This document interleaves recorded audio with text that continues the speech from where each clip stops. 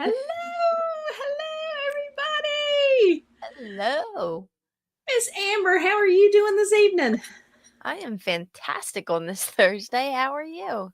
I'm doing good. It is so good to see you. Why do I feel like it's been like forever? It's been too long. Well, I mean, we saw each other last Saturday. I know. It does feel like so long, though. It does. It feels like it has been forever since you and I have been together, and I hate that. I wish we lived closer so we could hang out more. I agree. All right. We do what? Huh? What'd you say? Oh, I said it would be fun. Oh, we would have the most fun. All right, we have a bunch of people who are joining us this evening. Do you want to say hello to the people in the chat? Absolutely. We've got Blake. Hey, Blake. Stacy Linlin. We have William. Hey, William. Haven't ordered Ganesha yet. Me neither, but we'll get there. We have J-Mac. Jen.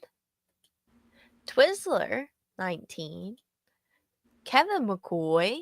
Hi, honey. Collectible Fun. And Lewis.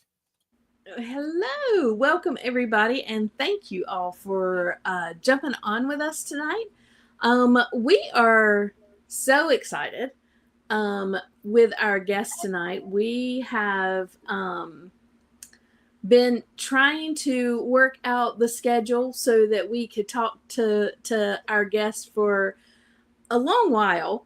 And with everything going on either in her life or schedules that we already had planned, we hadn't been able to work it out until just now. But if you will all join us in welcoming one of my favorite people in the Legions community. Hey, Mira. Hey! Thank you so much for having me. And I know it's been so bonkers. Like, I feel like this has been like, what, a year in the making almost? Almost, probably, yeah. So, 6 months, but it's been since last Legion's Con, we've been trying to coordinate and everything, and it has been such a whirlwind. But I'm so thankful that it all worked out for today. I am too. We are so excited to have you on. So let's go into news first, and then we're going to get into talking about Mira. We have some pretty exciting news. Let's start off with, if you ordered a Legions Ladies t-shirt, they are in. We also have the tank tops. Ooh, beautiful. That's nice. Perfect for hot and toasty for the summer. Yeah. So we have the tank tops. And then we also offered this in the long sleeve tees. Yes. Ooh, cozy. I love a long sleeve tee. No, I cannot wait. And I know it's right on the cusp of summer, but there are still some cool mornings or cool after evenings when you might want to put on a long sleeve t-shirt. If you ordered one from the website, if you will check your order, you should have a shipping notice with the tracking number so you know that it's coming your way. They are gorgeous. They feel amazing. Just really, really good shirts. So excited to have mine in and be able to show you guys today kind of what it looks like. So that is one thing that I was super excited that happened this week. So all of those were shipped out today. So over the next few days, you should be getting those in the mail. Now, I believe we had somebody, Jen said she got her tracking. So excited. Yep. Good job. Yay, Jen. So excited. So the Four Horsemen dropped a super special figure obscura Ganesha on us. I was again so excited. Mine. Wow. Oops. Oh, look at it. Let me make me. How do I make me big? There we go. Woo! Mine came in today. Oh, wow. Oh, wow. Oh, I love And- how it focuses. That's beautiful. And he is amazing. Just Wow. absolutely gorgeous. That detail is just wonderful. Incredible. Yeah, the detail on the sculpt, the paintwork and everything. It's amazing.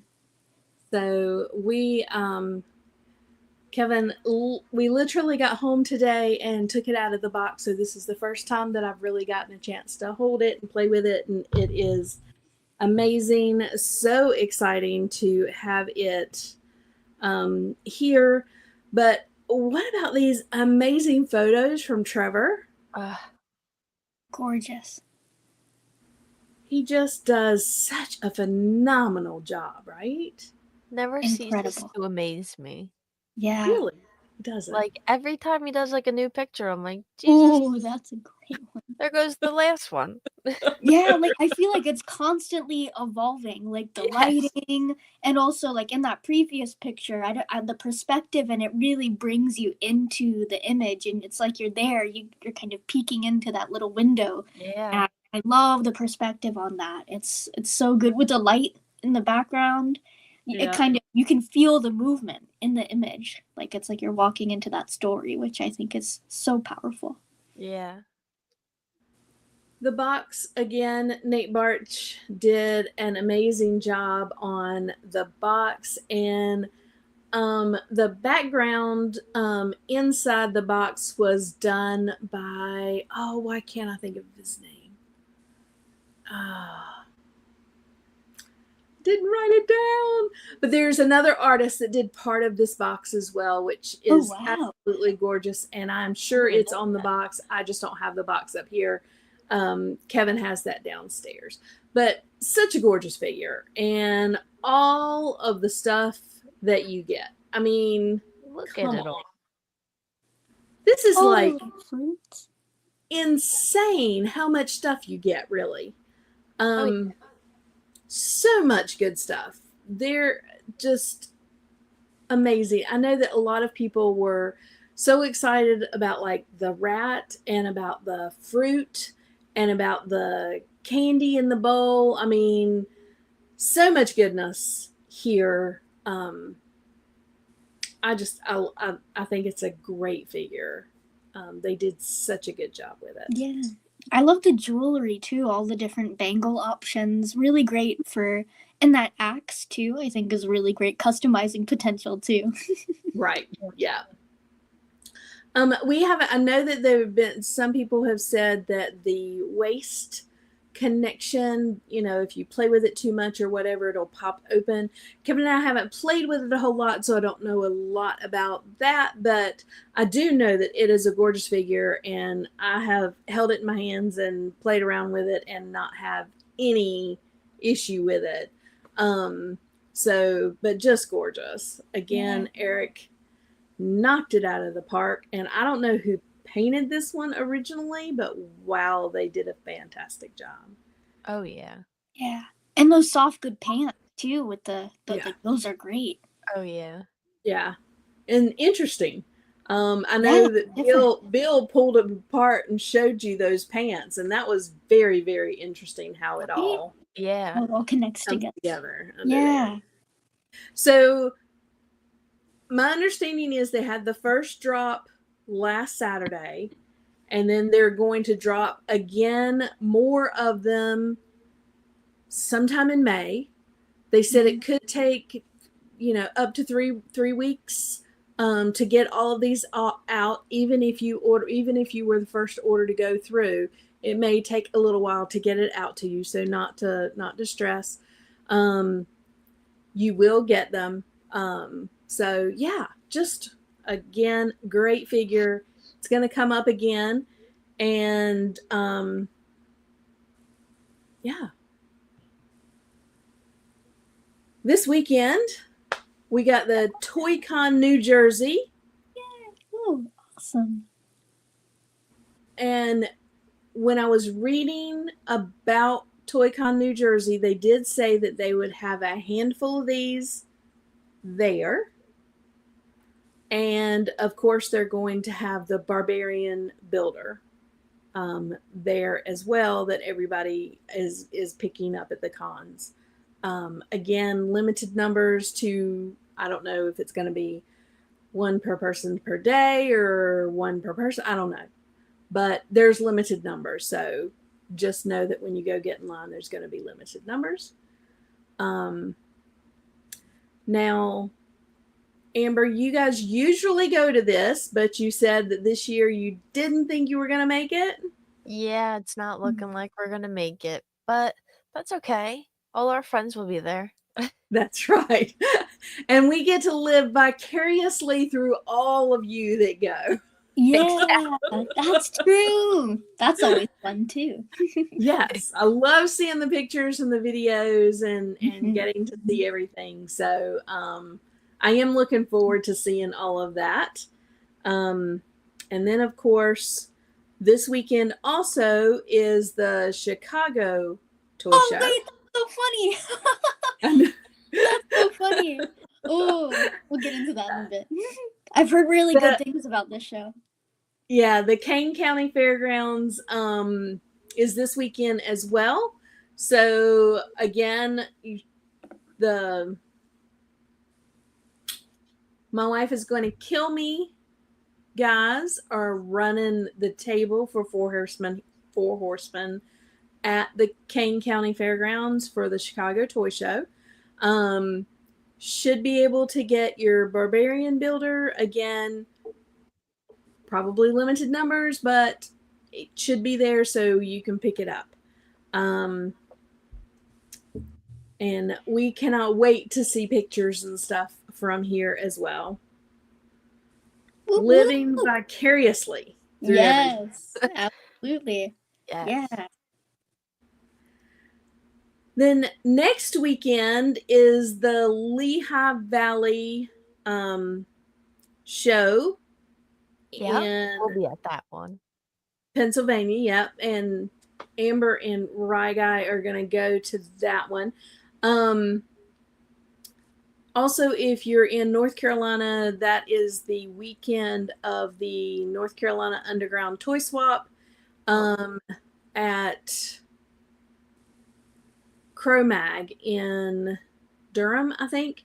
So if you are not going to Lehigh Valley and you want to come, I think Kevin and I are going to drive down to that on the 3rd as well. And then on the 3rd, on the West Coast, we have the West Coast Mythic Meetup. Some pretty big name people are going to be out there. I saw Nate's going to be there. Oh, wow. Carver Brian is going out there. Carver Custom. So get your torches and stuff and stop by and see Brian. He's great. Yeah. And the Charbots.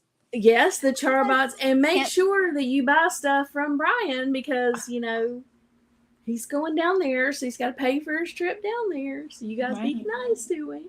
Mm-hmm. And then did I see that Curtis is going to be there? I saw. He said, "No joke, I will be there." That's amazing. That's crazy. Wow, that's so awesome. So yeah, some pretty big hitters, and I think Eric LeBron is going to be there. I don't know who else. Amber, do you know some other people that might? Anyone else? Okay, but I'm sure it'll be a lot of fun. Oh yeah, it is going to be awesome. So if you're out on the West Coast, go to that on May 3rd. May 10th is Shop the Curiosity. That is in Connecticut. Yep. Is that right? Okay. And then May 17th and 18th is IshCon. Yeah. Jeez. Buy stuff from Brian to help fund something big next year. Okay, there you go. Buy something from Brian. IshCon, May 17th and 18th. So this would be the weekend after Mother's Day. And I will be there. We'll have a table set up. I will have my customs. I believe Gina is bringing some of her customs so people can see those. That's awesome. I know. I will have a few, just the regular t-shirts, guys. Don't ask me for tank tops. Don't ask me for long sleeve. But regular t-shirts, I have a very few in a couple of sizes that I will have on the table. I will have Legions Ladies pens as well for sale. And then I don't know what else we're bringing. I know Kevin and I have talked about bringing some of our stuff that we've got that's extra and just putting it on the table and selling it. So stop by and see the Legions Ladies table at IshCon. You do not want to miss that. If you are anywhere near Durham, you definitely want to stop by. Some pretty big names going to be at that as well. Then we have the Maryland Toy Show. Yeah. In Maryland. And then Joe Fest. It's going to be down in right outside of Atlanta. I think that's Joe Fest. I think that's where that's going to be. Yeah, I think so. Yep. So we might make the trek to Maryland this year. Really? That would be cool. Yeah. Maybe. That would be really cool. Wouldn't that be fun? I love a road trip. Yeah, road trip. Let's go. Yeah, so on an airplane, I'm good. Yeah, Kevin and I have talked. So, Heroes Con. Sorry, my thing fell down. Heroes Con is the same weekend as Joe Fest. So Kevin and I are talking about doing Heroes Con or doing Joe Fest, but that's my birthday weekend. So I don't know. I don't know if we're gonna do something or if we're gonna go somewhere or if we're just gonna hang out here so I can spend my birthday with my family. So we don't know yet, but we're trying to make some decisions. It's the 22nd. That's so fun. That's awesome. Yeah. Well, happy early birthday. Well, thank you. Yeah. We'll remember. Yeah. So I don't know what I'm doing that weekend, but we're talking about either going to, if we go to like Heroes Con, that's just a drive. We get up in the morning, drive down and hang out there for the day and then drive home. If we go down to Joe Fest, that's like a weekend. We would go down, spend the weekend and come back. So I don't know. We're still up in the air about what we're going to do, but we'll do one of them. We'll have some fun. Maybe. Yeah. And then if you saw Mythic Conversations last night with Jeremy and Eric, then they said to like get ready because Cameron has been really working hard on the Mythic Legions D&D gaming. Oh, I'm so excited. Oh, that's so exciting. Oh, that's amazing. It's going to be so fun. I know. Oh, absolutely. I don't remember what he said. Go back and watch it. It's towards the end. But he did say Cameron's working hard on it. So, hold on. Yeah. So something maybe, I don't know, coming with this. I mean, that would be awesome. Incredible. Wow, those look awesome.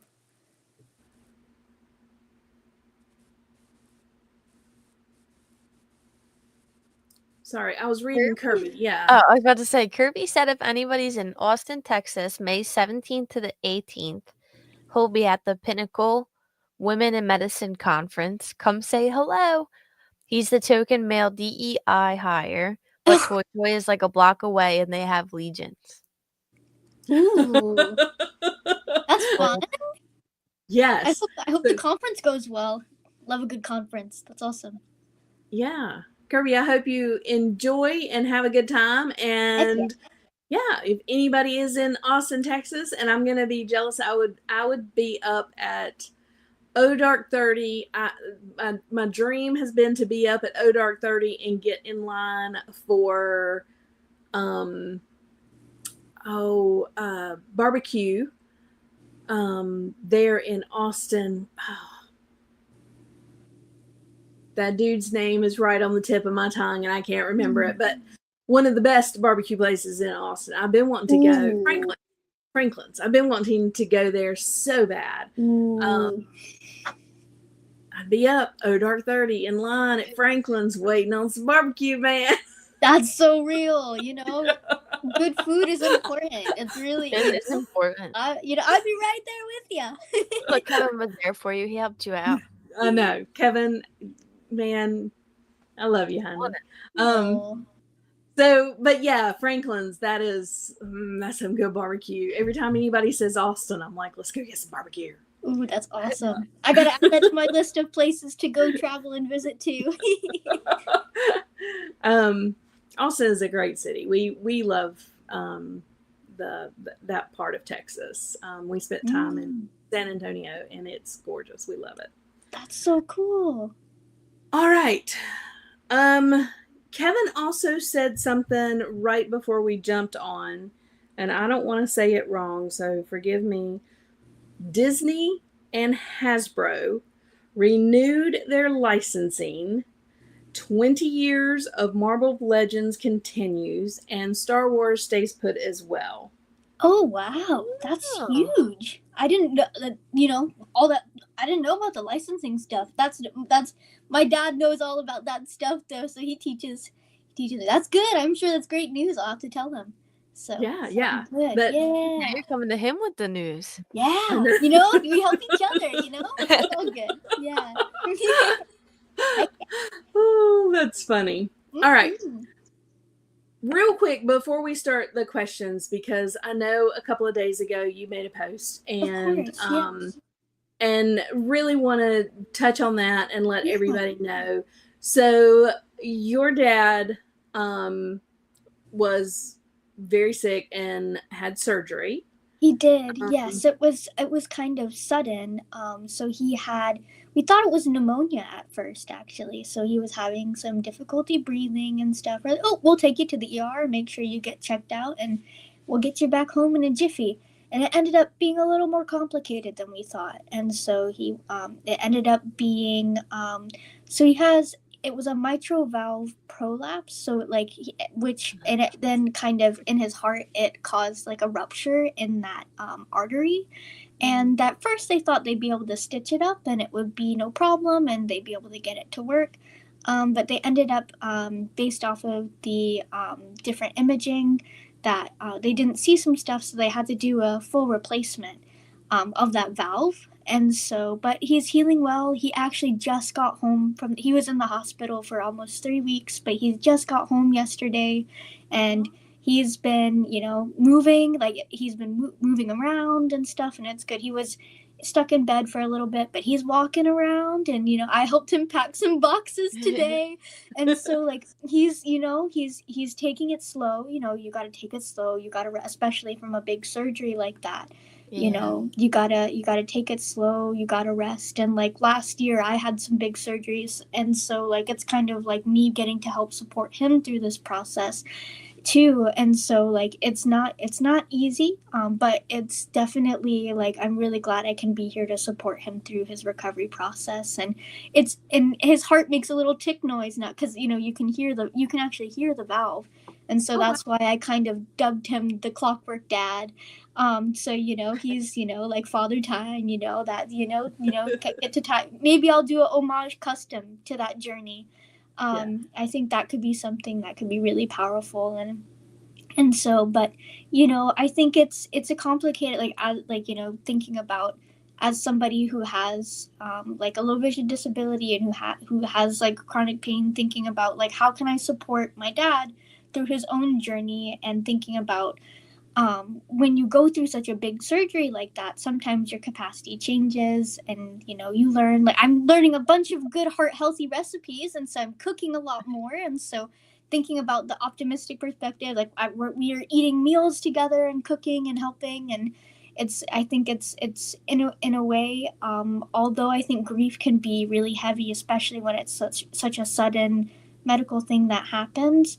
It's something that also brings us all together, in a way, and we're able to support each other and nurture each other and understand that, grief is a natural part of the human process. And so as we learn and understand, like, hey, we need to make space for this, and although it is going to be really hard and there is some things that are going to have to change, and you got to make space for that grief, but you also got to make space for that joy.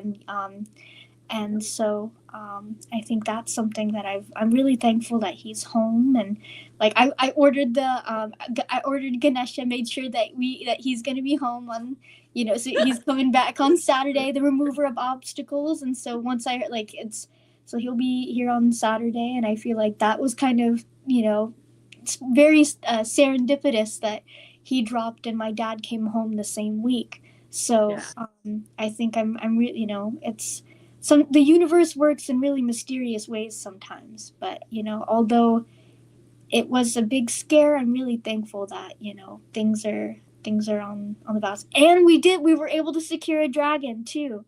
So so I hope that my is dad, awesome.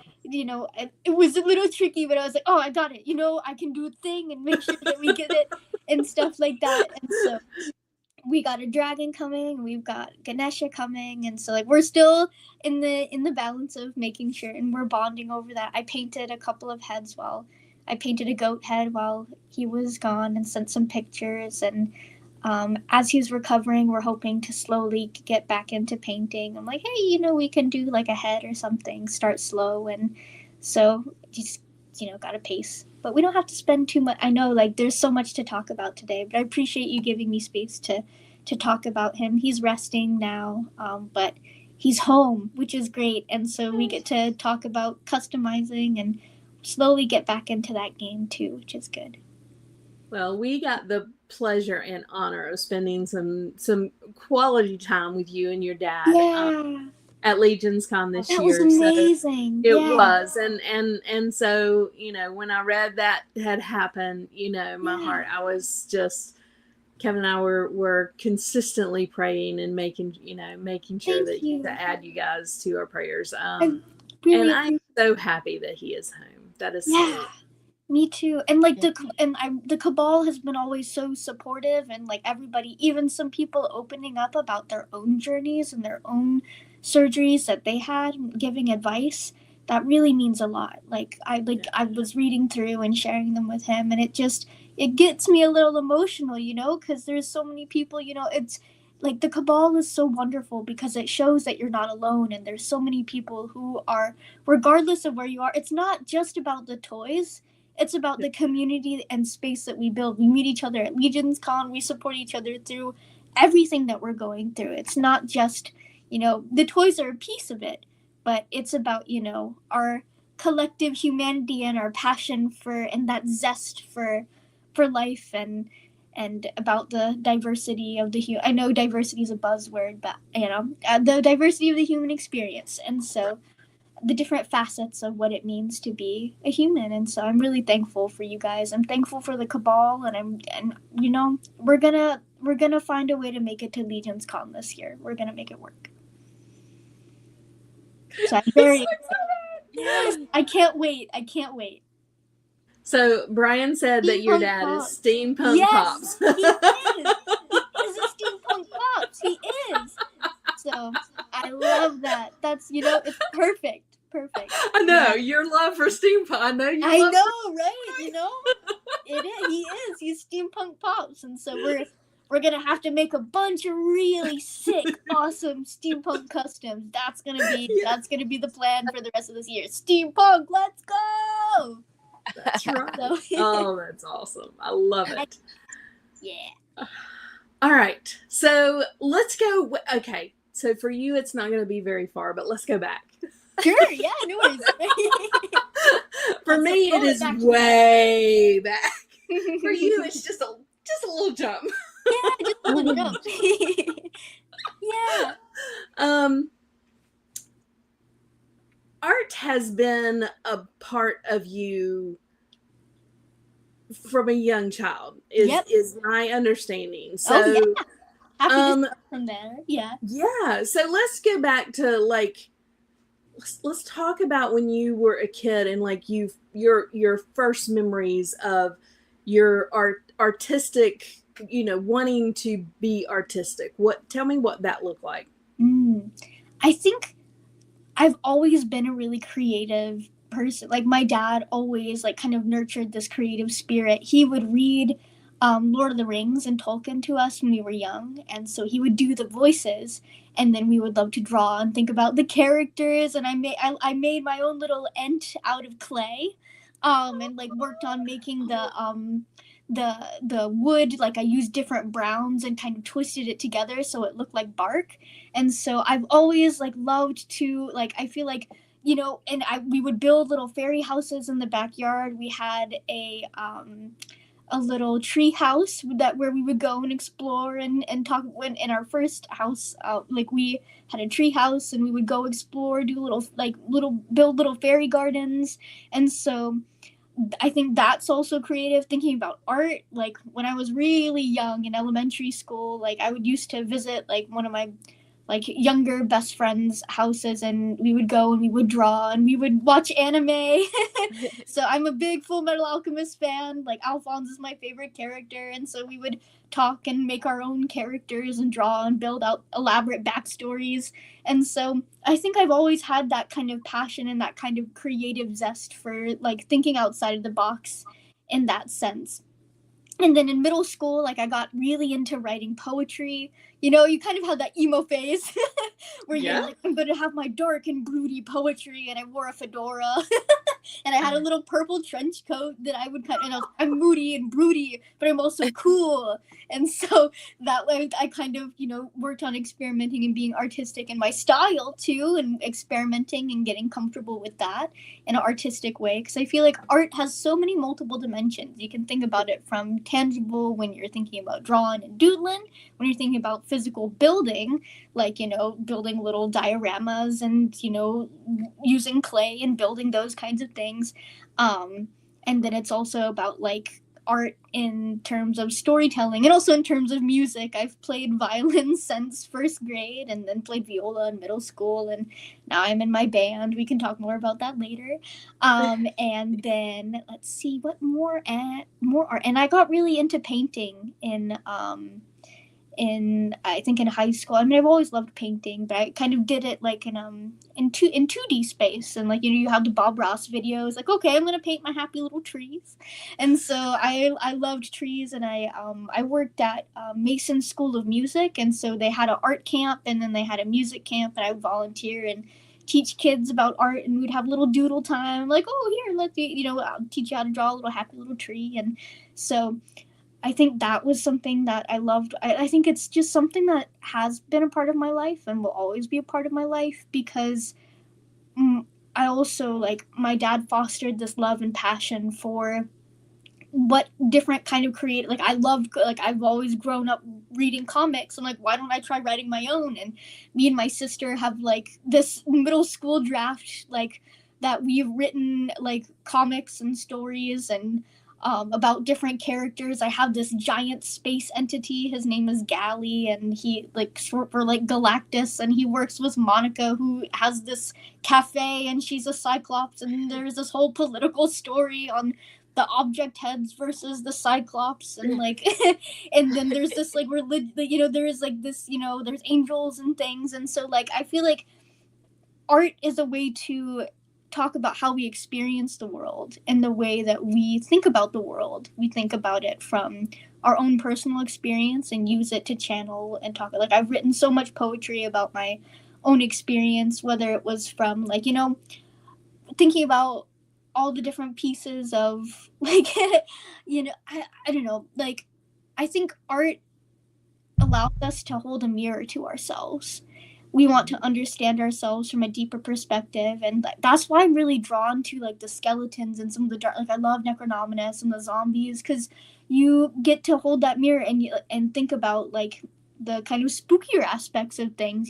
Like nothing, like, not to get more, but like, thinking about the impermanence, but also the idea of what is after, and thinking about all those different facets. It's not necessarily something to be afraid of, it's something to be curious about, and also to accept as a part of the human condition. And I think that's why I love the skeletons. And as somebody who has a disability and experiences chronic pain, it's kind of metal to have a skeleton to kind of have as a companion, and be like, hey, I wake up every day fighting.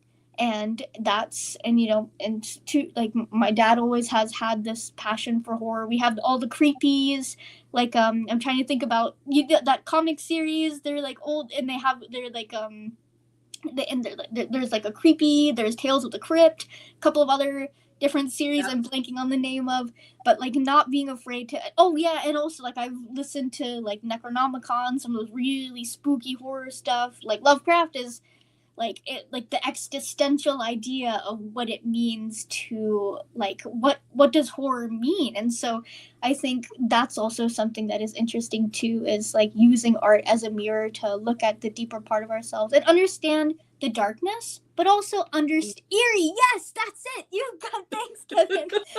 Kevin always comes in clutch.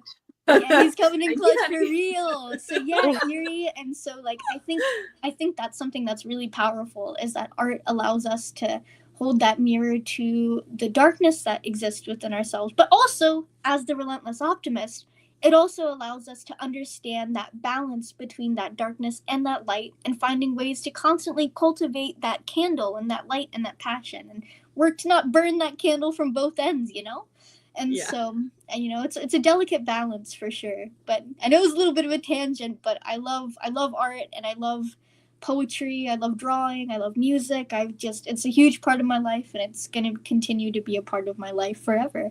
So, and I love painting, and I got into it like after, when it comes to my custom. Well, we'll get into the next question, and I feel like I can talk forever about it, but I don't want to take too much. Well, listening to your stories, you were hearing the stories from your dad. So your dad was reading you all of these books. You were playing in clay, you were drawing, you were painting, you were doing all of that stuff as a really, really young kid. So this is something that has been fostered in you from basically birth. Yeah, absolutely. So, like, your dad has collected action figures for a long time. Oh, yeah, since college. Did you have any action figures as a kid growing up as well? Ooh, that's a good question. I like that. Yeah, I'm trying to think. Ooh, what? I never thought about, like, what my first action figure was, because there's so many. Oh, yes, I did. Yeah, something that I've done. I have collected over the years. I'm very selective on certain things that I like. When I was a really little kid, there's this series called Magical Do Re Mi, where and this is when I was a baby, like really young, like probably like maybe 5 or 6. The first toy that I remember is like they had this thing called a magic tap, and it lights up and it makes music. And Magical Do Re Mi, each of the different they're magical girls, but they all have different things based off of musical instruments. I think the purple one, she's like got a little witch costume, and it's got little music notes and little like colorful buttons on her outfit. And I always liked the orange one because she was the violinist, and that's what I played. And I don't remember what the main girl, she was pink, but I don't remember what instrument she played. But I had the like magic tap. I don't have an image of what I have. I was able to get the replica of the original, because the original toy, I got rid of them when I was really, because as you work on building your collection, you're like, oh, I don't need this anymore. Like I've grown out of that. But like no, like I was like, oh, I really miss these, and so like they made replica, like BBTS dropped a bunch of them, and I was able to get all of them back. They're a little bit different in size. I think they're true to size. and they have the audio is so much better, and they light up, and they make the little jingle. But it's kind of a form of lost media, actually, because they didn't translate the whole series into English. It was originally a 4Kids dub, and like they only had a couple of CDs that came with like the original figures.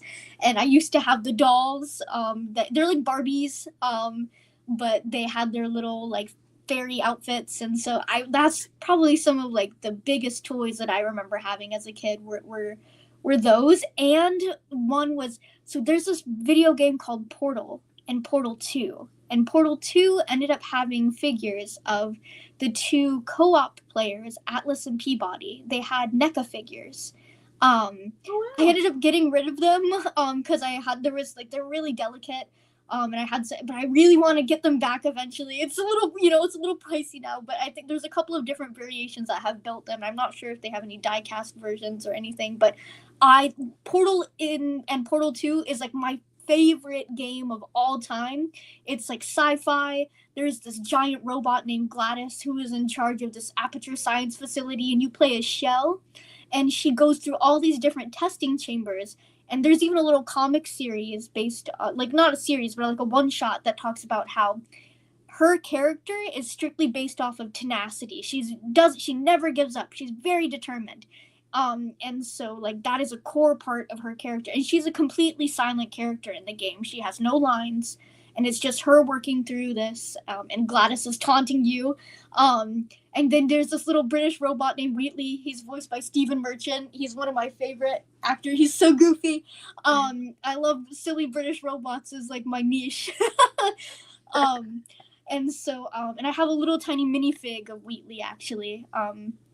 That I was able to get through like Reddit because I could not find it. I could not find the version that I wanted on eBay, and I went to Reddit. I'm like, hey, I'm trying to find this figure, and somebody was like, oh, I have one if you want to trade, or I could just send it to you. I'm like, that's crazy. So people have it was such a good, like, people are some, the human beings can be so kind and so generous, and so like those are some really fun toy adventures that I've had. And he threw in a little turret guy. They're like these little like spindly spidery robot guys that shoot bullets and protect the science laboratory. But those are some of the biggest figures. I hope eventually to get Atlas and Peabody back, because they're so cool. They're little like robots, and there's a whole co-op mode where you have to beat the game with somebody else, and you unlock a special limited edition cutscene with the main character Gladys. I still haven't gotten my twin to finish that cutscene, even after like the game came out. I think its 10-year anniversary is past. I don't know what anniversary we're on now, but I've been trying to get her to finish it with me. But you get motion sick sometimes because you're jumping through portals. You have to do a lot of I love the puzzles. It's like I love puzzle games. Thinking about how to build and work through, and the story is just so fascinating. If you haven't played it, I would highly recommend it. It is or watch a playthrough online. Like, it is one of the best games, and I have Shell. I have the main character. I haven't opened her up yet, but she's in my closet waiting for her robot companions so I can set them up together. But I'm a sucker for droids. As yes, you guys know. Yes, you are. Yeah. So, you touched on your twin. Let's go back. So, your mom and your dad. Most people probably have at least seen your dad on the Cabal, or if you were at Legions Con, probably met Mira and her dad there. And your mom, and then you have a twin. Do you have any other siblings? Yep, I've got a younger sister. She's not as big into collecting, but we do art. We paint together. We did a painting class earlier, and so I'm trying to get her to ease it. Hey, do you want to paint a head or something? He's like, no, I'm good with the 2D. 3D is a little intimidating for me, and I'm like, oh, that's okay. So you gotta ease people into you don't want to pressure, but like she's very sweet. She's got a couple of toys that she really likes. She loves Spider-Punk and Miles Morales, and so and Starscream. She loves a couple of Transformers. Like you have your very specific characters. People like to call them scrunklies. There's different terms. But and she loves like there's a couple. We went and watched like the Transformers movie together. And like, oh, I love Soundwave. It's like, oh, I love Soundwave too. Let's talk about that. So like, we have our own little like nerdy niche stuff that we bond about. And she loves Aragorn and got a little like keyboard based off of him and uses it for her gaming. And we'll play Marvel Rivals together. She mains Adam Warlock. And so I like to play Rocket. I think he's fun to play. So we kind of bond and like, oh yeah, like and I'll hop on and we'll play together. So like we're a huge nerdy family. So it's my dad, my mom, me. I'm the oldest by 2 minutes of the twins, and then the most important 2 minutes of my life, right? That's right. But yes, and then I got my younger sister, and then we've got 2 lovely cats, Ming and Olivia, and that's our crew. That's awesome. Yeah. Now, your twin had made plans to come with you to Legions Con last year. Yeah. But she ended up hurting her foot. Did she break her leg? Yeah. It was a little like, so we were, putting some stuff away, and like there was a step stool that wasn't 100. You know how like sometimes it has to click in order to like there's I don't know what the little bar thingy is. Yeah, but it's got to actually click to And so we didn't double check that, and she twisted and like ended up breaking her foot, and I was like, oh, that's terrible. And so and she also had classes for her. She's doing a degree in school psychology, and so she's actually gonna go and do her last year in New York, and not New York, in Washington D.C. I don't know why my brain is going everywhere. And so I'm really proud of her. So, and she's all healed up now, so she's good and she's okay, and she's out of her cast and stuff like that. And so, or like a boot. She was in a boot for a while, and she couldn't drive for a while, which I know was frustrating. So it's been a wild couple of months for the Gaitanis family. Yes. But she's so much better. We really we're hoping we can bring her next like this year. This year up to that would be great. Oh, that'd be so cool. And she's so excited for like, we have a D&D group that we play with, and I was like texting her about like, guess what? There's gonna be this really cool like new like D&D adjacent game like for Legions, and you can play as a skeleton, because we did this one shot and she homebrewed this like skeleton character, because I think, and I'm not sure if it's like Roman Catholicism or stuff, but they had these like skeletons of like priests and stuff like that they like adorned in different kind of like fancy jewels or something. I'll have to find, I don't know exactly what the term is, but there's like this whole entire like underground of like decorated skeletons related to like religion and stuff, and she loves building that backstory for her characters. And I'm like, well, this like, you have a skeleton as like a species you can work with, and I was really excited for that because I've always wanted to play a skeleton. And so we bonded over that. She's like, that's gonna be amazing, you have to tell me when it comes out. And I made sure to get her a die too. And so now we have matching die. And the first one that I actually rolled a natural 20 on the first like four, like, so like it's definitely my lucky die for sure. That's awesome. There's something magical about it, so yeah, mine's right here. Oh, that's awesome. Yeah, I've got mine in my little curio downstairs. It's got its own little special place. That's awesome. So, and your sister's name is twin's name is Maggie. Yeah, we're the M&Ms. Mira, Maggie, and Marley. Well, it's technically Margaret, but we call her Maggie, Mags, So right. Yeah. So growing up, you and Maggie did. I mean, you guys were together as twins. You probably, have a bond with your twin that's really, really special. But when you got into Mythic Legion, she was with you, like when you got your first Legions, right? I mean, you guys. We were both there. I think it was at MegaCon. So it's a little complicated because my dad was actually an original Kickstarter backer, And so we had everybody. We even had the birds for a while. But then, as you curate your collections, we ended up, and we ended up moving to a different house. So we had to curate some of the collection and get rid of things and stuff, and I let my dad make it. It's hit, like, certain things are hit and hit, like, of course but I'm so glad I was able to get the two, like, big, like, I actually was able to get 3 birds, like, through stuff. Like, I have both owls and the raven, and I actually was able to get I'm blanking on names right now. I have a list, I promise, but I was able to trade 2 customs for the raven. And I gifted the raven to my twin because in the D&D campaign, she helped build a character named Corey who works with my character Alfie, who's an owl paladin bard.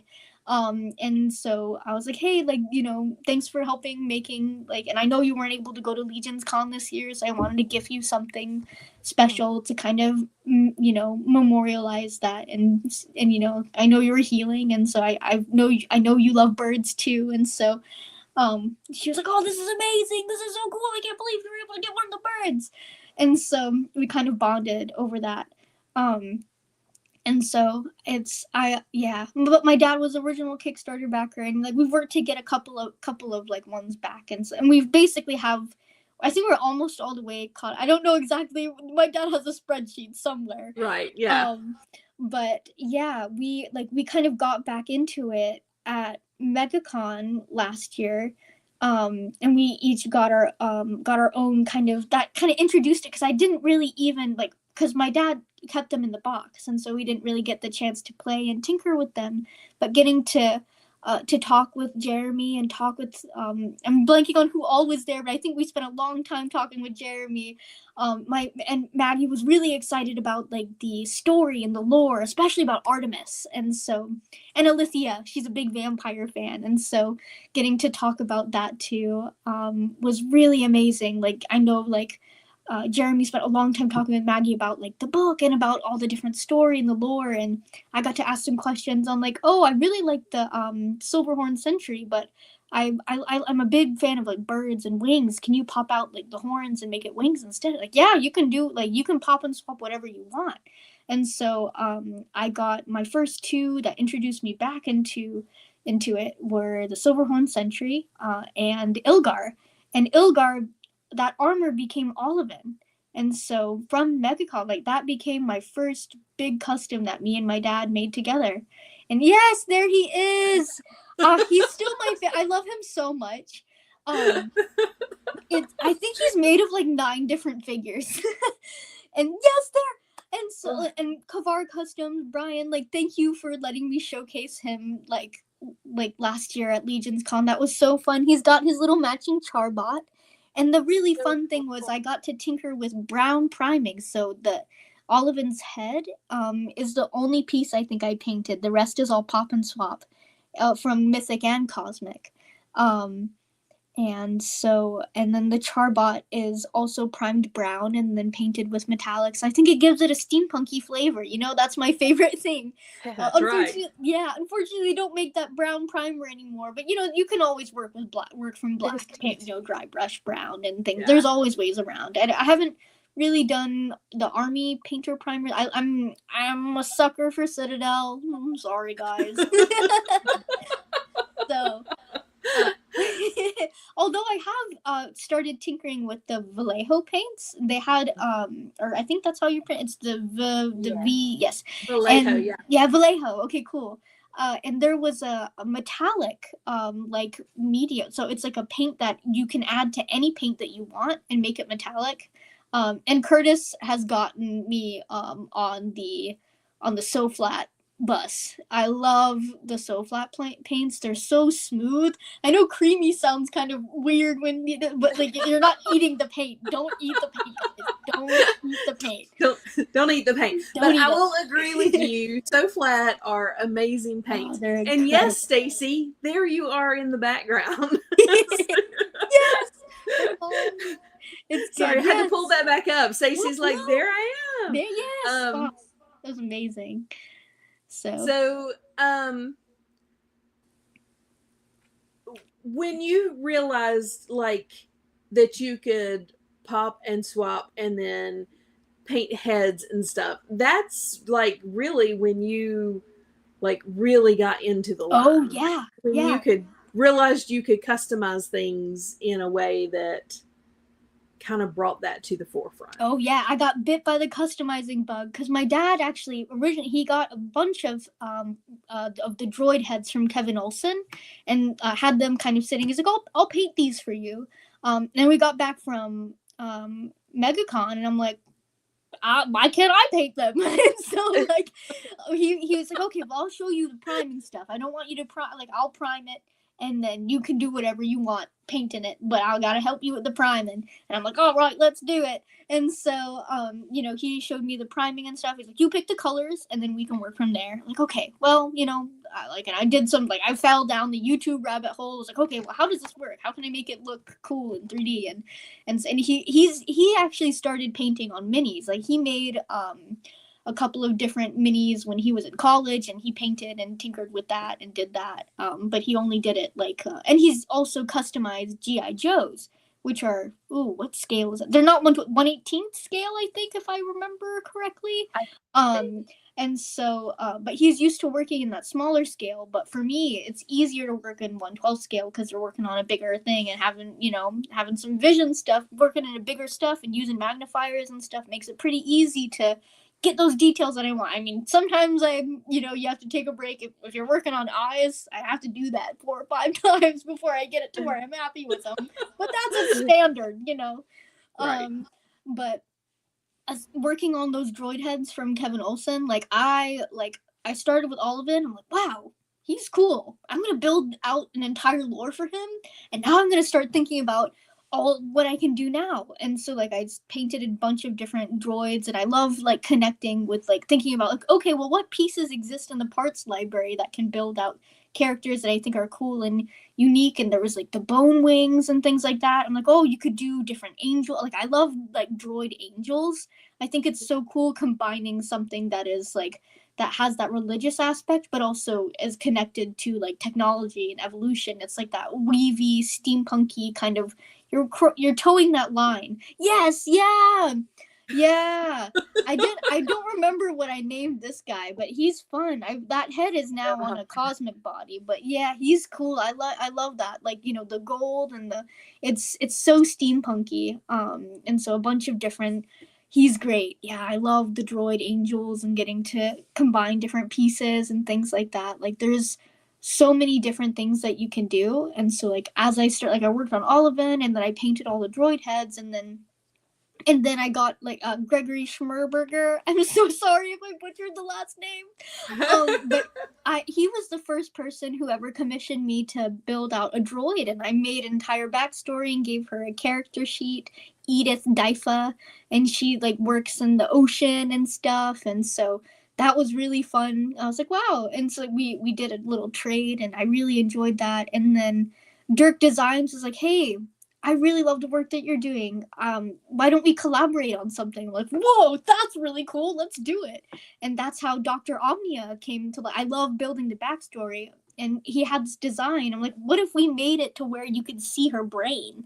And so that was really cool. And then I have a version of her that has, I'm going to build a couple of different variants, but the one that I have right now has these really cool legs that are they're prosthetic legs that running prosthesis that people use.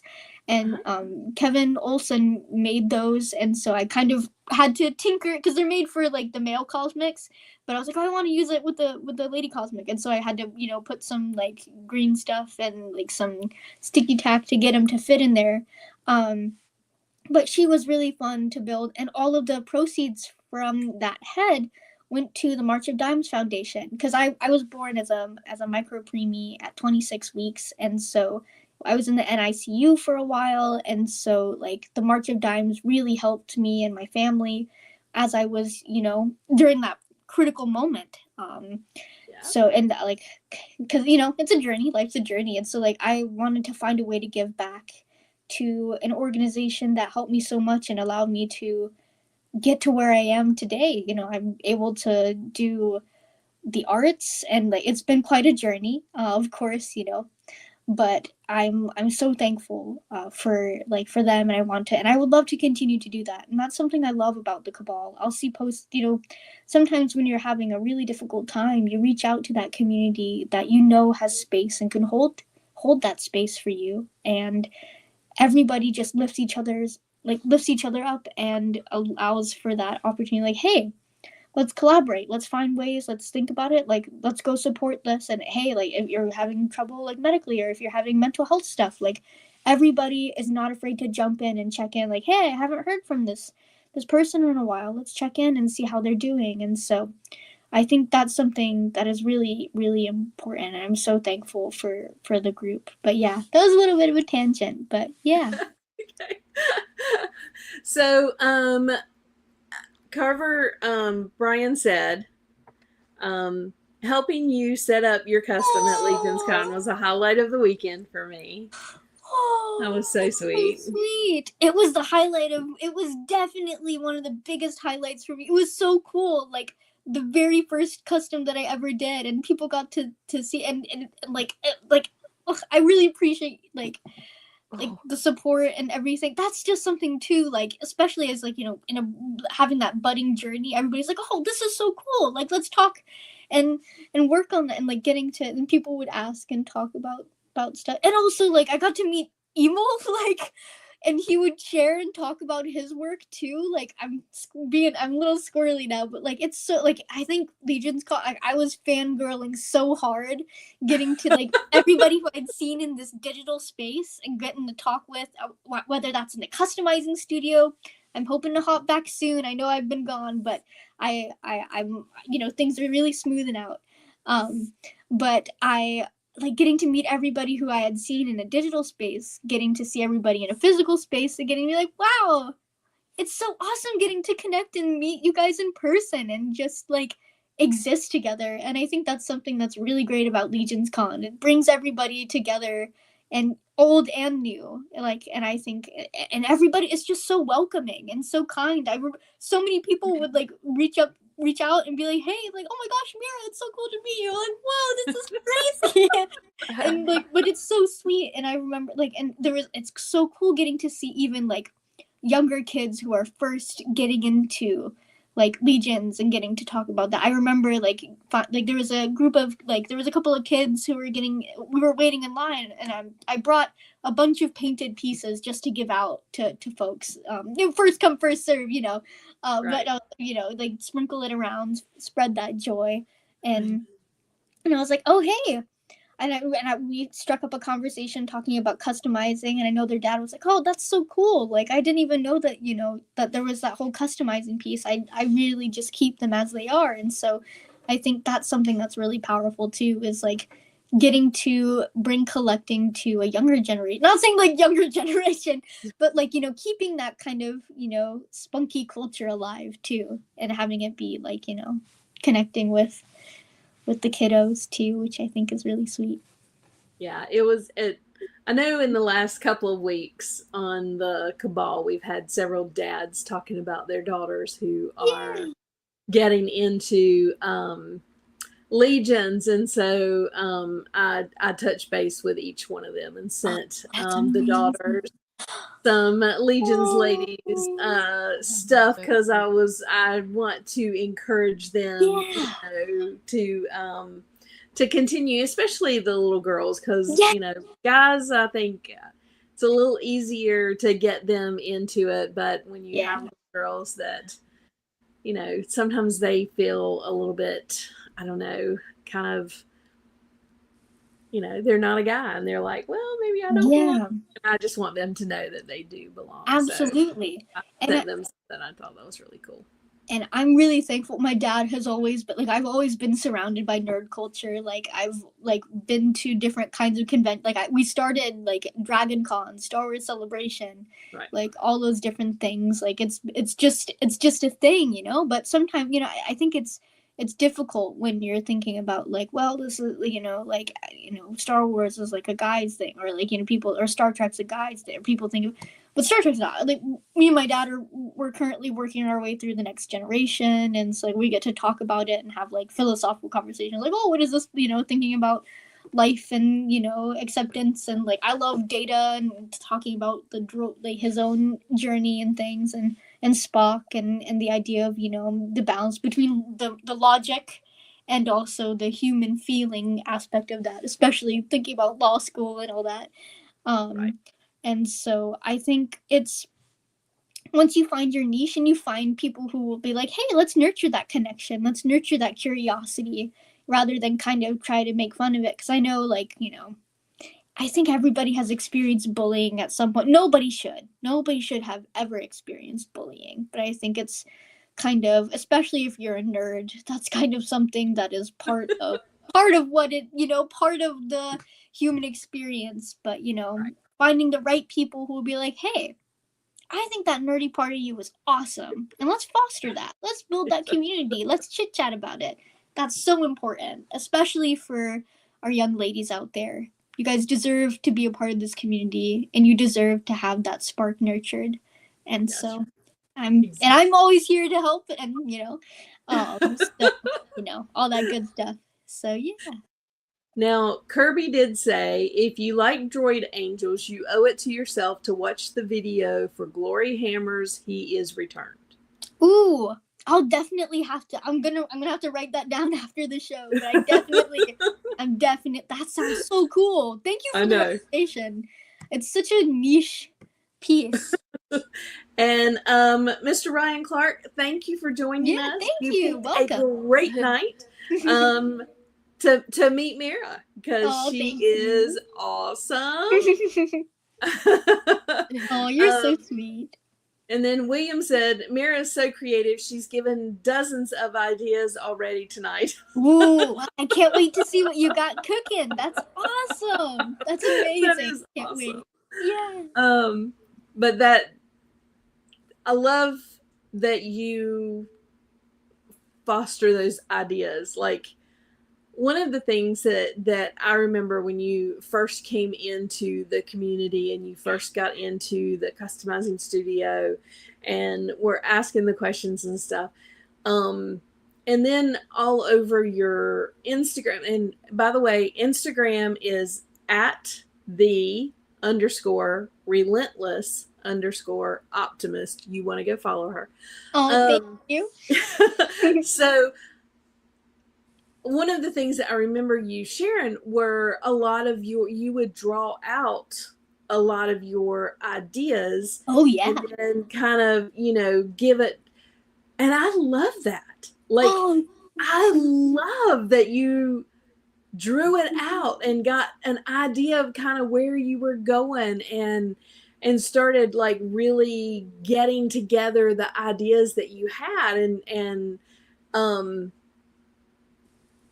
by you doing that, it gave me even more ideas of things that you can create or whatever. So to me, I think that was one of the things that I loved when you first got into the community and you know started thinking of all of these ideas and how to put them together and how to do stuff. So I have a whole. Of course, thank you. I actually have, bless you. Thank you. I have a whole, so I love, there's this app called Procreate. I have an iPad Pro. That's where I'm chit-chatting from today. I'm talking from my iPad. I have a little stylus, and I like to doodle on and draw, and I love to paint. I love digital painting. I also like I think Dusty's little coloring pages books. I love to scan them in and then paint them. I did Necronominus a while back, and I love drawing them out because, like, I'll think about it. I'll take a picture of I'll find a picture of the figure, and then kind of trace out and outline the so I can know what parts I want to use. Or I'll think about okay, I want parts from this specific character. How can I combine them, and combine in a way that I think is cool? I have a couple. I have a whole folder in Procreate that's all just custom ideas. I have this one that I want to do with the tuberculi. I want to do this bog king that has this really cool soft goods with moss and flowers growing on it, and with some flocking. And I have a couple of skeletons that I really want. I really want to do a couple of different flowers. Because there's this artist there's a couple of different artists, but there's one like Quinny and there's one called Yumi Art. I can also like find and connect them. They're both on Instagram that have these really cool characters that have like their torso or like different pieces are like terrariums.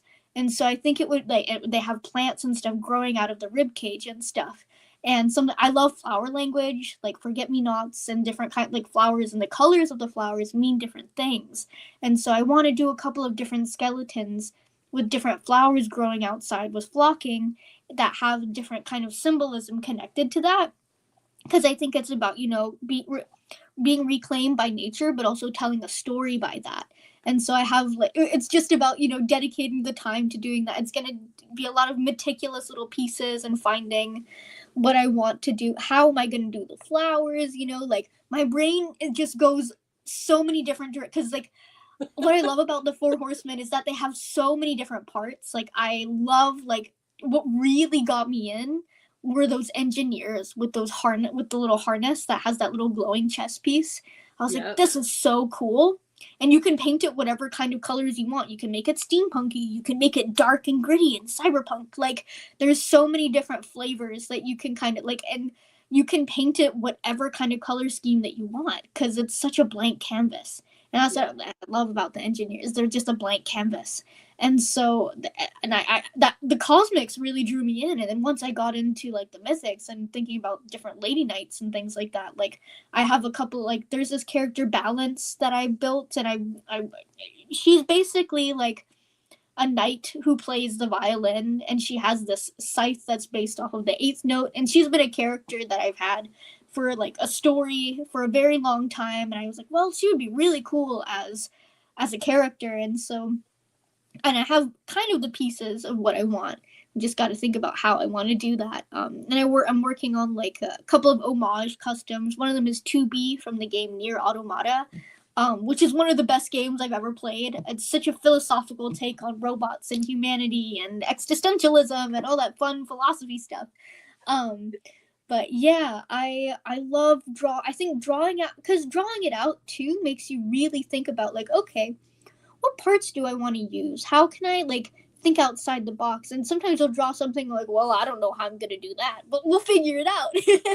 And so it's not always gonna look exactly like the drawing or the sketch does, but it kind of gets the idea out on paper. You get that backbone, that kind of idea of what you want, and then you can like explore from there. And you can even do different colors, because you can do the baseline sketch of what you want, and then you can like, well, I really love this build, but I don't like the color. Like I want to do different colors, so you'll have that baseline sketch, and then you can do like 4 different colorways, because I did 4 different colorways for Dr. Omnia before I decided like, oh, I like this one, I'm gonna do like gold with some purple on it and do some blue accents and figure out what pieces that I want. And so, and then you discover like, oh wait, there's actually this part that I want, but it's in a different colorway on this figure, and I didn't even realize it.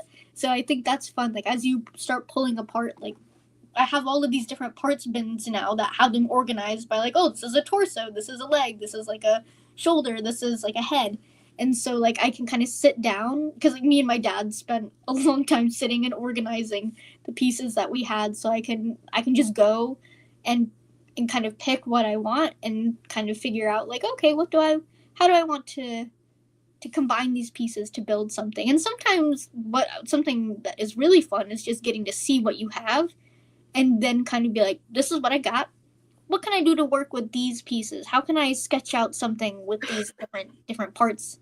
And then that really gets the ball rolling too. And that's kind of challenging, because you can draw out the idea of like, this is awesome, this is exactly what I want. And they're like, well, there's not really, I'm going to have to, a lot of these parts don't exist in the library as of yet. And so you think, well, how am I can either commission these and price it out and think about it, or, there's a lot of different ways to think and tinker about it. But it's also really fun to just see what exists out there and then draw something based off of that too, which is really fun. But I'm so glad you love the doodles. I'm excited to get back into the doodlings too. I have such a huge backlog. I have some owl customs I really want to do, but that's the trickiest part, is thinking it, like, especially if I want to do a bird.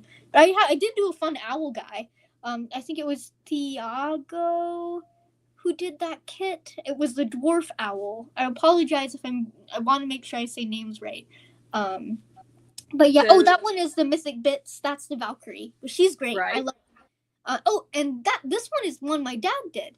Okay. He's got a bunch of. His name is Sir Antikythera, and he's based off of it's a very ancient. It's the first computer that was ever discovered, called the Antikythera mechanism, that was found, I think, near Greece. I think there's a documentary on it. Me and my dad love watching like Ancient Aliens, or thinking about like, cryptids and all that kind of fun stuff. And so, we talked about like there's the Antikythera, the Antikythera mechanism. Like, what if it was a machine that kind of was an automaton who was like a guardian, and then we kind of painted, and he painted up this guy, and we kind of built that name together, and he's like basically Olivin's right hand man. They're like this. So That's cool. yeah. And yeah, that is Ozymandias. I decided to. There's a very, very awesome poem. Like, my name is Ozymandias, like King of Kings. Like, look upon my works, ye mighty, and despair. Like, I wanted him to have this kind of gritty take on it. And so he's kind of based off of that poem. I wanted to have him be kind of this gritty kind of rah. And the head is from Wolf King. And so I loved getting. It was one of the first pieces I ever. And the chest is from Pete's Prints and Customs, and I love like the blue is actually a color shift paint. So it shifts from, it's a folk art paint. It's shifts from purple to blue, and then the gold. Nice. Yeah, and so it played really nicely. And then that's a frog, dude. He's fun. I think I just did the head, really. Oh, and the feet. But he was really fun to paint out too. I feel like I love doing the aliens and like creatures and things like that. It's tricky. Oh yeah, there's a couple of different droids and stuff. There's that goat head, a couple of different heads and things like that. My favorite one is, oh yeah, and that green one, right next to that red head, the red robot head. That one is actually one that I drew out the design for, and then Kevin Olson did the 3D rendering of it. So that was really fun. Cool. I'm hoping to do that again sometime soon. I love getting to collaborate with folks in the Cabal to be able to build stuff. That's something I love. The community is so welcoming and curious. They're like, oh yeah, let's help each other out and think and ponder. And everybody's so creative and gets to leverage those different ones. And this. I think William Wallace Harris, the third, actually has this guy now. But my dad painted that head up and did a really awesome job. That's amazing. Yeah. And that's there you me. Yeah. And so, yeah, this was at the Shriner Show in Tallahassee, Florida. They hold it, I think, twice a year. I think it's either once or twice a year. I think once in the fall and once in the spring. And they let you set up your table and you can sell and chit chat with folks, and it was really fun. I'm really glad that we got to go this year. I got to meet so many amazing, cool people, talk about customizing. We got to introduce some new folks into Mythic and Cosmic Legions and get them hooked on that bug too, which is really fun. So it was a really good show. I collect enamel pins on the side too, and I got to connect with folks and talk about that too. So we had a bunch of different corners, but it was really fun. And it was just fun to get to showcase and show people the power of customizing too. Yeah. Oh yeah, this is Edith. This was Gregory Schmerber, the first person who had ever commissioned me for. She's the first commission I ever did. She was really fun. That head is from Kevin Olson. I don't remember who did the soft goods. I'm sorry. But everything else is all Mythic pieces that were either, I think the gauntlets were from Ziri, and then everything else was just paint matched to work together. That's awesome. She was fun. She was fun to build. And that was one of the first heads I ever painted. And this one I think was also from Wolf King. Wolf King is amazing. He's like, Len is one of the kindest people.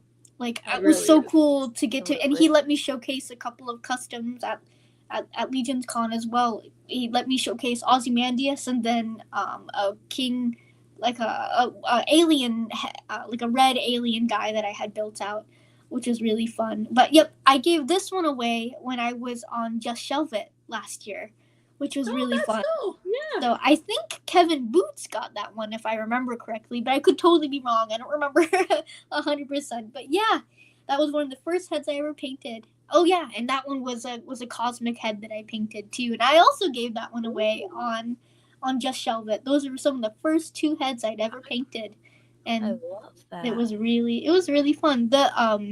The visor, we actually tried. I had to correct. I made a mistake on this one because we tried to do the visor with a big old paint pen, and it looked terrible. It looked so bad, and so I had to go back and paint and connect it. And so, but because originally the visor part was gonna be blue with that color shift paint, but it ended up being a cool funky purple.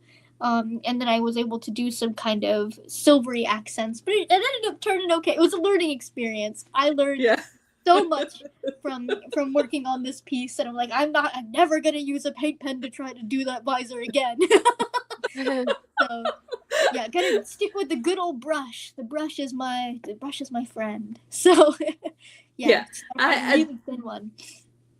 You don't know how much you don't know until you start customizing, and then you realize you don't know anything. Yes, but that's also the fun thing. It's either you can get frustrated, or you can be like, "Oh, okay, let's get curious." Okay, it was that.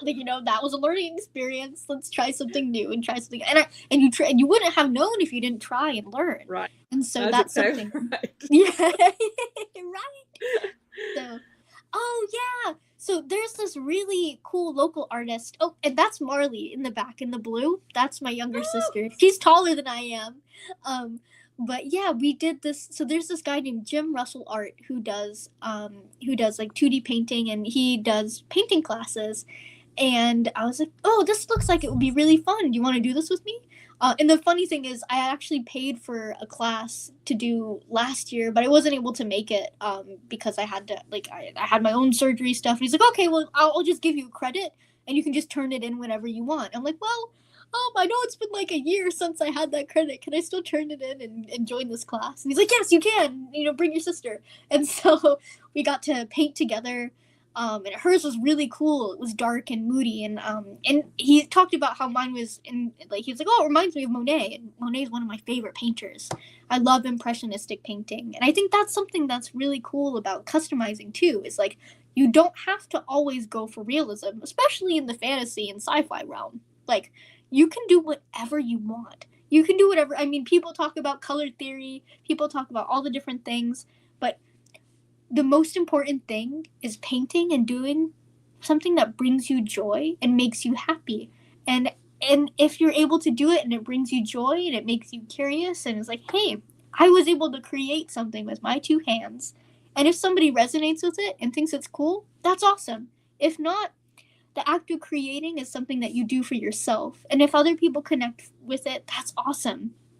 If they don't, there's still that joy in the act of creating because you're releasing, you paint and it brings you joy. Or I find if I'm really stressed out and I'm like, oh, I'm feeling a little bit bummed out today. What can I do? I'll go on my walk and I'm like, okay, now it's time for me to paint. And I'll sit and I'll paint and I'll have a little cup of tea. I've got oolong with me today. And so I'll drink my tea and I'll paint and I'll make sure not to mix it up with my paint water, because you don't want to end up drinking paint water, because that is not a fun experience. That is not a fun experience. Just don't drink or eat the paint, guys. This is our so yeah. Oh yeah. So this is really fun. So for St. Patrick's Day, me and my band is called Flat Moon Theory. We're on YouTube, we're on Spotify, Apple Music, anywhere you can stream music. I actually drew and edited this butterfly, and it's a traditional Irish slip jig, and so I play fiddle, and then one of my best friends, we did fiddling all through. There was a group called Fiddlers from the Tallahassee Youth Orchestra, and we kind of bonded through there, and we had a little group called Six Sister Strings for a little while, but now she's in Scotland doing Scottish fiddling. And so, but she featured on this when we recorded it back in 2021. And we remastered it and kind of released it to the world on St. Patrick's Day this year, which was really fun. And I did the artwork for that. And I think that's I love it. When you listen to it, it definitely makes you think about Artemis. I feel like in her powerful journey, thinking about Fae and all that kind of mystical things. I think I recently really been getting into old time music, which is really old tunes. Some people record them or they'll have sheet music from the 1800s, and it's music that tells stories, and people will have, and it will be all sorts. Sometimes it's connected to a piece of history, or it's there's one called June Apple, or there's one called there's lots of different ones based off of flowers or different kinds of things. But I love the butterfly. It's a really fun kind of lilty. It's called a slip jig because it's in, I think, 9/8, so it's kind of has a bouncy kind of rhythm to it, and it's really fun to. It's completely instrumental. We've got banjo, we've got fiddle, and we've got guitar. And we got 2 fiddles, me and my friend Claudia, and that's it. And it was recorded live and all in one take, and we did the traditional music, and then we had this there's this really awesome improv section where we're just playing off of each other and building that music in real time. If you get the chance to listen to it, I would love to hear your thoughts. But So, yeah. Yeah. Out, and it was gorgeous, and you guys had, and I did not download this one, I did not see it right off, and you guys released a song last year. What was that song that you guys released last year? Ooh, that individual song that you guys released. Oh, the single. Yes, the single that you released last year. Yeah, I'm gonna pull up my Spotify really quick to double check, because I know that was in 2020. Was it the YouTube video, or was it there was a couple of different things, but here we are. We have a couple of different. Oh yeah, so we did. Oh yeah, I think it was, we did Growing From Here, which was our album in 2021. So yeah, we kind of had a couple of years where we did it. So we had our first album. Oh wait, last year, Spools of Memories. Yes. Okay, yes. That's the one. Yes, I was like, I know it's Memory. Something Memory. Yeah. Okay. Spools of Memories. Yeah, that's the jazz tune. The jazzy tune. So good, and I loved it. So of course, when you released this one, I got all excited, and I was listening to it, and it very much took me to Ireland. I felt like it was, very much in that Irish kind of lilt, Irish kind of feel. Yeah. And I did love it. And then of course I am scrolling this past weekend. Oh yeah. Woo! Oh, I'm so excited for this one. This one has been years. We've been working and tinkering on it for a while. It's I'm a little nitpicky. I'm very particular on things, but I'm so excited for this. This is such a beautiful tune, and I have a little blog post actually that I wrote up about it that talks about the story behind it. So this song is called Sparrow. It's got mandolin, it's got banjo, it's got fiddle, it's got guitar and drums, and it's really a powerful song. I wrote it about, the last couple of years, I actually wrote this song about, I had a pressure spike where I almost lost my remaining vision in 2021. And so I had to take a couple of years off to recover, and I had issues with, after I had that and once I got that under control, I started experiencing chronic pain. And so the first verse talks about my experience with understanding, hey, sometimes the way that we experience the world changes, and that's okay. And the chorus is, sorrow had me thinking that tomorrow's wasted time, but the sparrow will be singing that the sun will rise, bring on the light. And I think it's something that we really need. Bring on the light. We need to bring that sense of relentless, optimistic spirit and grit and power and growth. And it's about the and I think it kind of ties too into the removal of obstacles with Ganesh too. So I think there's something really powerful about it. I can't wait. It comes out as of tomorrow. It'll be coming out in 5 days. So I cannot wait. I would love to hear y'all's thoughts on this. I sing lead on this one, and we've got Christian and Davis singing up backup vocals on the choruses. Davis has a really nice bass tone, and Christian kind of has that like mid stuff. So like, and I've known those guys. Like I've known Davis, who is the banjo player. He's great. He's awesome. I've known him since preschool. So we've been doing music for we've known each other for 2 decades at this point. And so and Christian, I've known him since 2nd grade. And so it's we've been doing this music thing for a while, and we're actually, well, we haven't posted about it yet, but I'm going to tell you guys, we're going on tour. And we're going to be playing. So, Tony, so we're working on actually going through the Carolinas. We actually have a cabin in Murphy that we're going to kind of work from. And so we're still booking places. We're still looking at places. We've got a couple places secured. And we've got a big show in Tallahassee on August 8th at Legions Hall. And that's going to be kind of my send-off before I start my law school journey. Because I got my first law school acceptance this week. And so... Yay! And I'm really excited. It's been such a journey. And so I'm so excited. It's going to be amazing. How many different law school applications have you put in?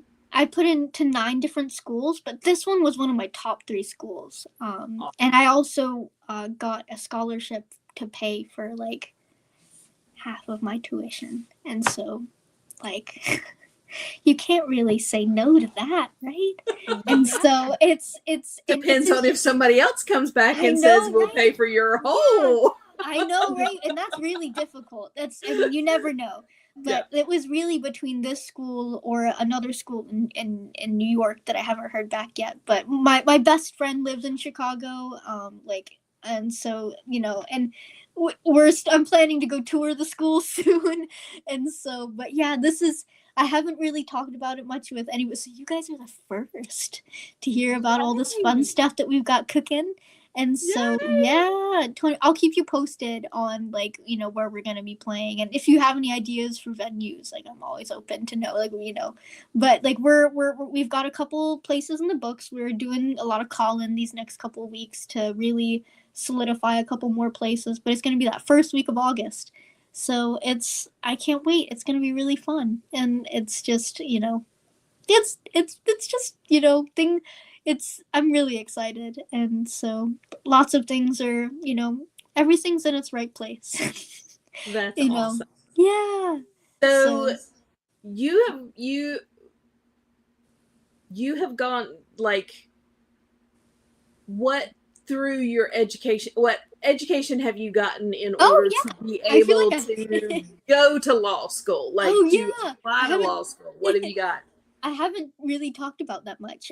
So I went through high school, and so I have my high school degree, and then I went to Florida State University in 2019. I started, and I went through and I got my bachelor's degree in media and communication studies. I'm really passionate about disability representation in media.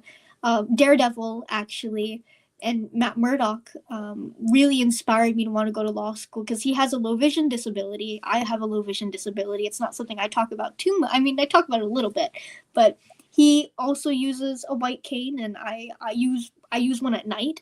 And so and when I'm in a bigger city, I use it too. And so it's he really inspired me to want to go to law school. And I actually got to meet Charlie Cox at MegaCon a couple years, and I think back in 2023, and got to meet him and give him some art and shake his hand, and he gave me a fist bump, like saying like, "You got this. You're gonna do great."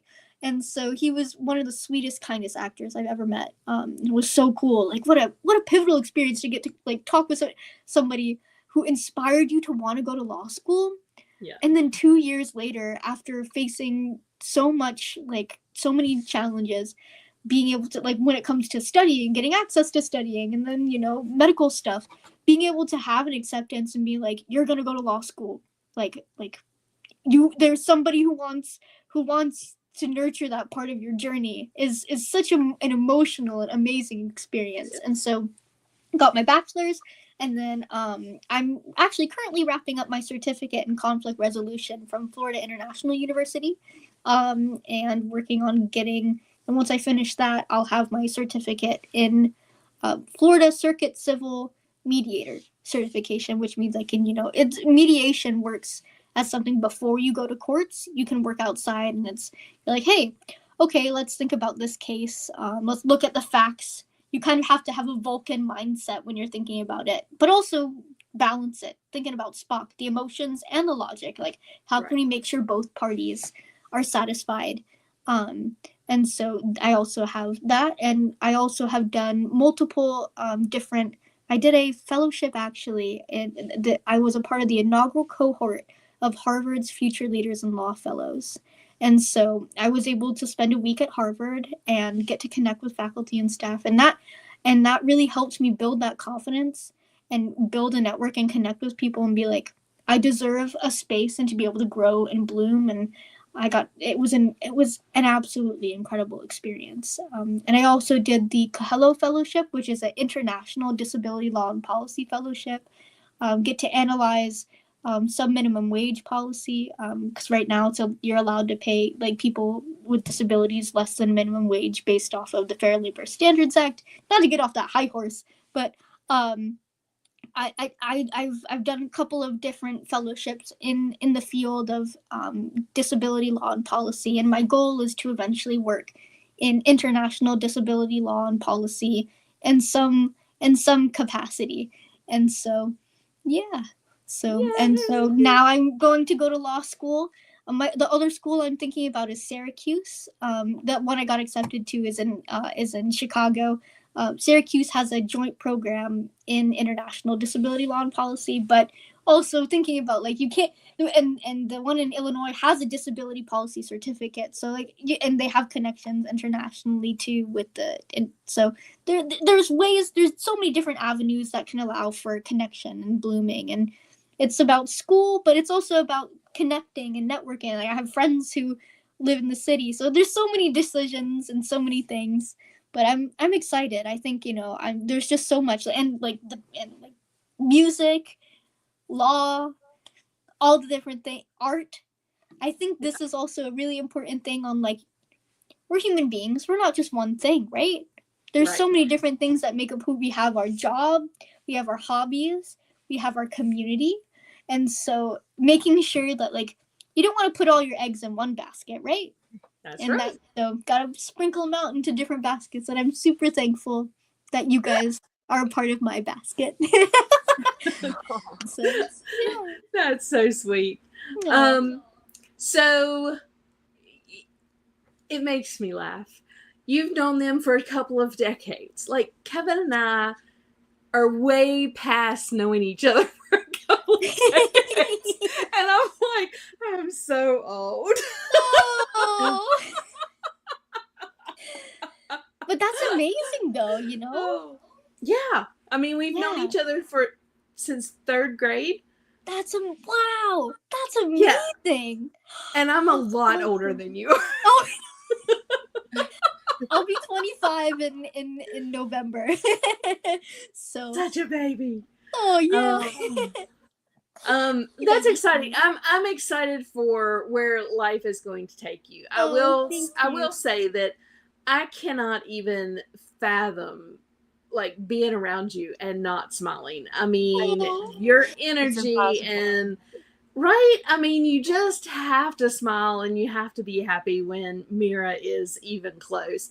And somebody, J Mac said, I need to bottle up and save some of this beautiful energy. Oh, y'all are so sweet. And Thank then, you. wow, now she's bringing up Monet, more and more impressed. Oh, thank you. Yeah. William, such a creative mind in law school. Gotta think about those out of box solutions. We gotta have somebody chipping away to make the world a better place, right? That's right.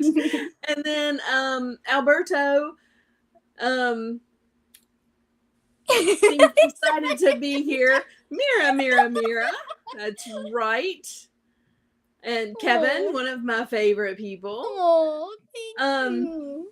But we are so blessed that we were actually able to get to know you a little bit better today. And I hope I we are all thinking about your family, your dad, and all he's going through. Yeah. And just, praying for that whole situation. Really hoping that you and your dad and your sister Maggie can come to Legions Con. Absolutely. Yeah, we'll find a way to make it work. And hang out and just be able to see you again and be with you. And I know that you radiate joy everywhere you go. So y'all are so sweet. I really appreciate you, Tonya and Amber. You guys are amazing. And it was so cool getting to even pop in when you guys did the live recording too. That was amazing. So we're gonna make it. I did actually end up getting to snag a hotel. So I've got that booked, and so we're gonna find a way to make it. I know we will, and so. Well, I am all over praying for your dad to get better and all over praying that all of you get to come to Legions Con. Yeah. It just would not be the same without you there. Oh, no schools this year. Yeah. No. So when you choose which law school you're going to go to, when do you start school? So it would be the start date for the one in Chicago. I'm really leaning towards the one in Chicago, because it works out great, and it was one of my top 3 picks anyway, and so but it would be August 11th. So it would be 3 days after I finish tour. So. Wow. Yeah, so that's when orientation is for the 1L folks, and so it would be quite the experience. So yes it will. So you're gonna get all kinds of painting done this summer. Oh, absolutely. And then you're gonna go on tour, and then you're gonna go to law school. Yep. That's all. And I'm thinking too, part of me is like, well, if I'm in the dorms, using spray primer is going to be tricky, but I can find a way to use, brush on primers. We can workshop this out. I'm sure I'll find a way to do at least a little, I'll have I could bring a little paint, little like travel paint thing and do it like after I finish my homework, like, okay, I'm going to do one head this week, and so I'm going to find it. Yeah. I don't know how much time that first year you're going to have to be able to paint. It's going to be so much. But I hope you find at least a little bit of time to paint in there. Absolutely. And this summer is going to be, and also this next month, it's going to be quite a venture of painting for sure. I've got quite a backlog to work through from what I gleaned last year. So, well, I can't wait to see what all you come up with. Yeah. This will be, I believe, my last Friday that I have to be up at 4 a.m. So we are going to try really hard to get off on time tonight. But we do have a couple of questions that we like to ask everybody at the end of, just to kind of, see, just kind of get your feel for things. Yeah. The dragon was done by the Four Horsemen after 10 years of doing figures. Oh, right. The 10-year anniversary of Mythic Legions. So, what would you like to see, or what do you think would be cool for either the 15-year or the 20-year anniversary for them to do that would be massive? Wow. I think it would be really hard to beat the dragon. But I think, I don't know, like, I think, I don't know, I like kind of spooky, like, I mean, I'm not sure, I know they're expanding the world, right? And it's like this big, they're gonna do sorts of different ocean creatures, and they have alluded to that. I think there's a chance that maybe there could be some sort of kraken in the future, some sort of giant entity, eldritch, spooky, Lovecraftian horror in that way could be very interesting. I think that could be cool. I also really, I'm not, like, have you guys heard of the seraphim? So, like, or like the giant angels that have all the different eyes on them. Yeah. So, like, the wheels. I think something like that could be so cool. I mean, I'm not sure exactly how they could do it or how it could fit into the realm of mythos, but I think something along those two could be something interesting to see in the future. Along those lines. I mean, part of it is me selfishly thinking because I think that would be cool. So part of it is a little selfish, but I think I think that could be. I'm kind of leaning towards, I think, something Kraken related, since they did talk about ocean creatures being in the future. That could be something that would be really cool. That would be so cool. Yeah. I would love an ocean creature. Yeah, like a Kraken or some sort of Cthulhu, like, or like, have you guys seen those giant squid that are like huge, giant, like spindly, like something like that could be really cool. I'm not sure how they could. I mean, they did do like the snake tails have like that bendy kind of plastic. So if they did use something like that, you could do like bendy, have them actually hold figures and have this kind of giant, and like you know, you could do a lot. You could do a lot with and have them bend and like or like that could be really cool. It would be definitely quite the undertaking. But you know, if they made the dragon work, I'm sure there's ways that they could make some sort of giant squid kraken. Right? Crackle-kraken.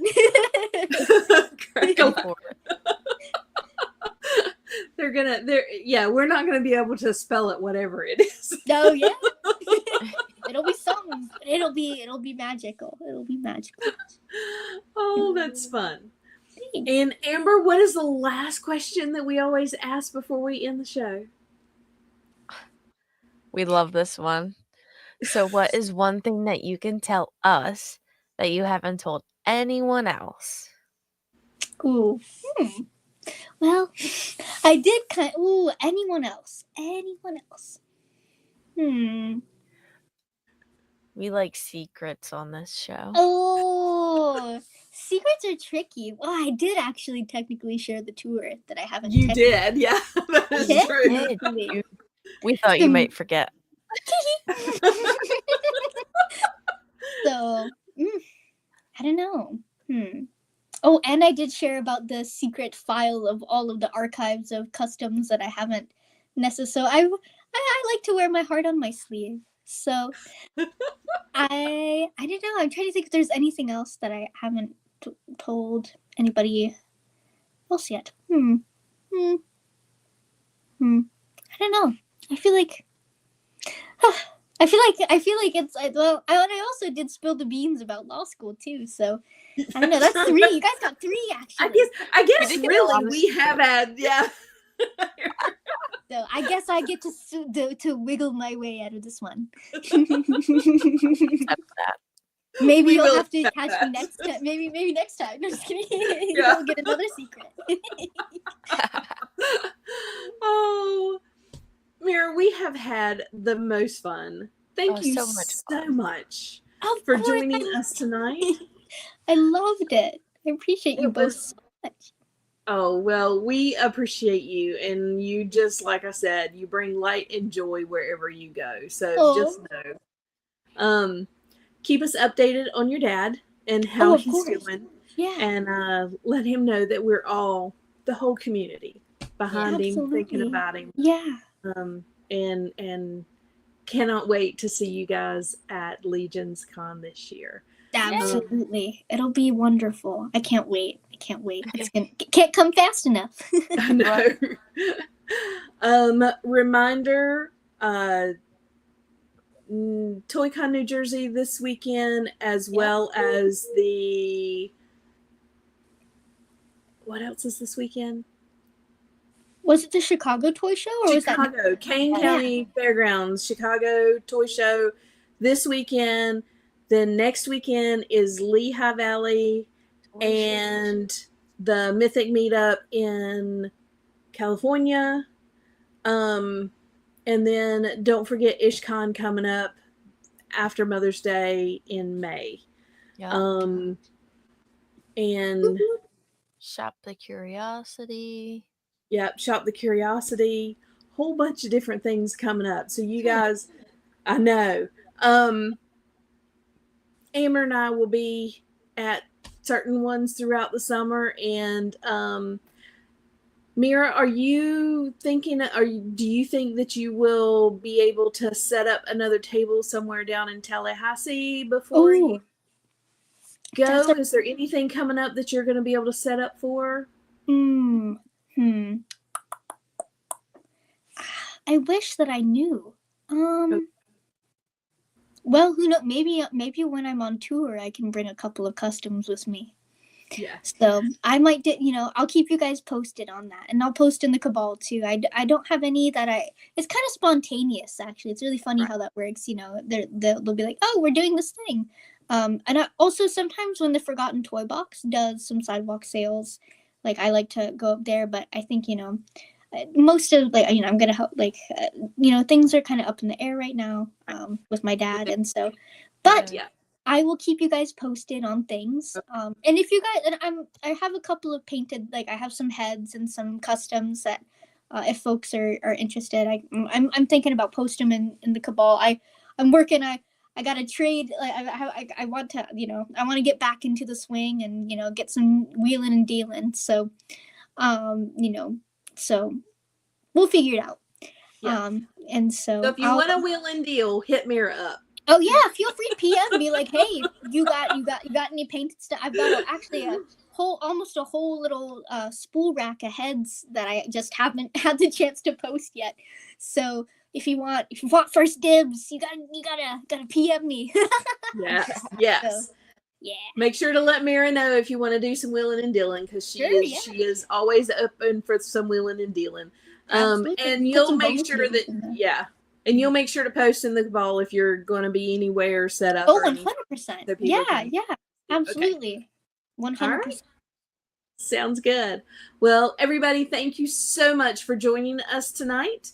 And we will see you in a couple of weeks. Yay! All right. Bye, everybody. Bye.